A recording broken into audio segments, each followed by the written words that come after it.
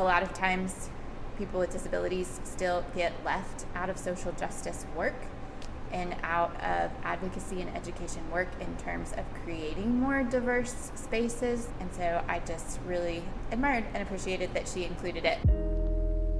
Welcome to Chez, Genèse, the place of new beginnings.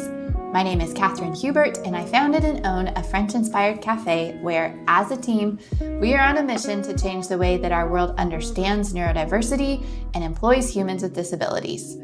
Our restaurant was born and is based in Greensboro, North Carolina, and that's where we practice and teach our mission and model. This is our channel where we dive in deep to who we are, what we do, and why we do it. Our hope is that this content is empowering to disabled and non-disabled humans alike, and that no matter what perspective you are coming from, employer, employee, parent, friend, or Chez Genèse fan, you feel welcomed, you learn something new, and you walk away with a deeper appreciation and understanding of humanity.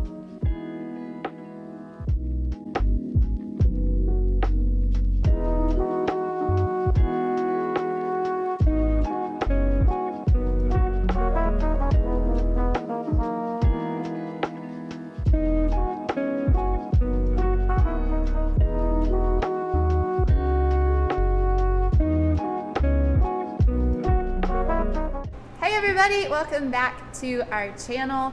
Today is our, back up, hold on. My brain is a little bit scrambled. First of all, thank you in advance for, really I should be thanking my editor because she is the one who will be editing out all the scrambles and you will get this nice, neat, stitched together end process where it looks like I had all my thoughts together, even if I didn't. So thank you, Sarah, for bearing with me on this. A couple months ago, I had responded to Matt Rife's comedy special and specifically about how he talked with and handled disability and humor and jokes around disability. There was a lot of interest, both positive and some haters, for that video, and so that showed me that there is interest in response to cultural moments and things that are happening in real time around disability, which makes sense.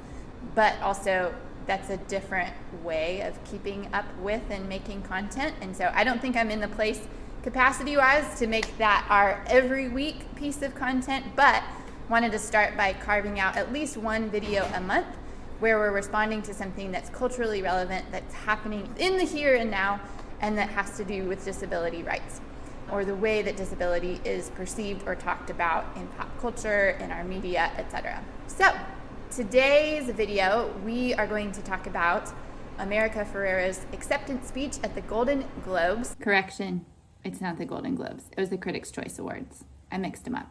First of all, I love her. I have loved her since The Sisterhood of the Traveling Pants and falling in love with that movie way back in the day.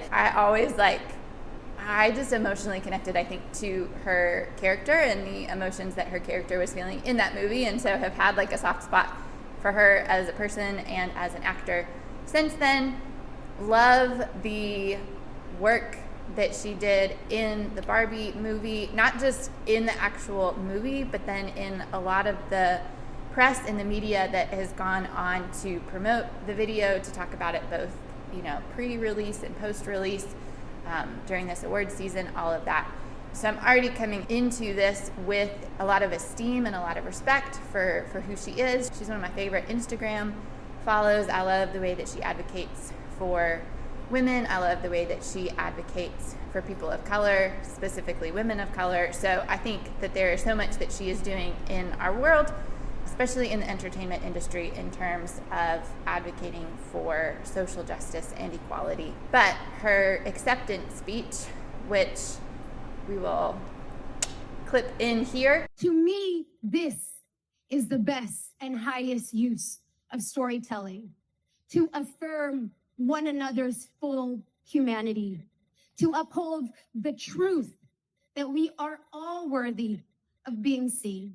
Black, brown, indigenous, Asian, trans, disabled, any body type, any gender, we are all worthy of having our lives richly and authentically reflected.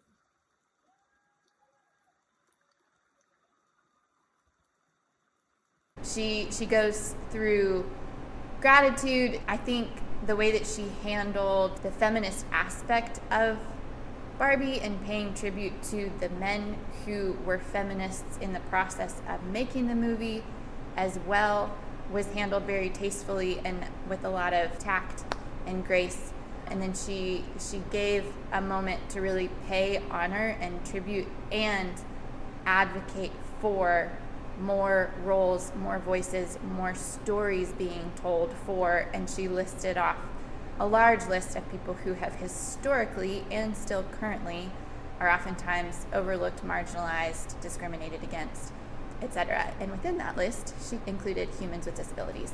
I already was on board with her speech, loved what she was saying, and really respected and admired the fact that she included humans with disabilities within the groupings of marginalized people who oftentimes don't get to use their voices, who don't get their stories told, who aren't represented fairly, and who are prejudiced against. A lot of times, people with disabilities still get left out of social justice work and out of advocacy and education work in terms of creating more diverse spaces. And so I just really admired and appreciated that she included it. It reflects not only on her as a person, but we can also talk about the Barbie movie as a whole. That could be another video in and of itself, and we'll probably do it at some point, because they are the first film to have an ASL translated version that released.